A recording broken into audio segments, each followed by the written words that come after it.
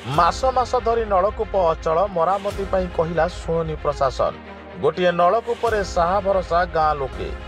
ग्रीष्म जाई वर्षा आरंभ है हेले एबे भी दूर होइनी पानीय जलर समस्या, जेउथिपाई अनेक दूर को जाई केतबेले टाण खरारे तो केतबेले अकाल मेघरे पवन वर्षारे घंटा घंटा अपेक्षा करी निज तृष्णा मेंटाइबा पाई नाଳରେ एक गात करी पानी संग्रह करुछंती।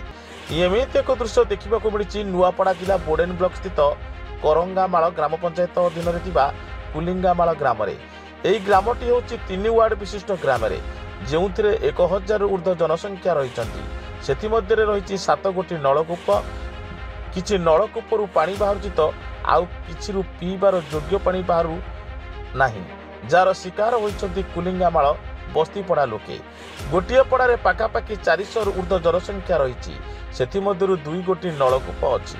गोटे नलकूप अनेक वर्षरु अचल होई रही, जहा फल गोटे नलकूप उपरे भरोसा करी रही आसुथिले ताहा मध्य किछि दिन हबो अचल होई रही। वसुधा योजना कथा कहले न सरे।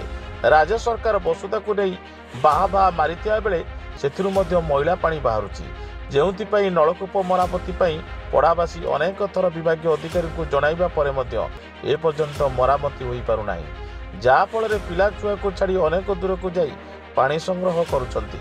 तेणुकरी जिला प्रशासन और ब्लॉक प्रशासन विभागीय अधिकारी एप्रति दृष्टि आकर्षण करने सहित तुरंत मरामती करने ग्रामवासी दाबी करछंती। ग्रामवासी पंचायत और ब्लॉक अधिकारी को कहले आमर पाखरे किछि सामान नाही बोली कहउछंती।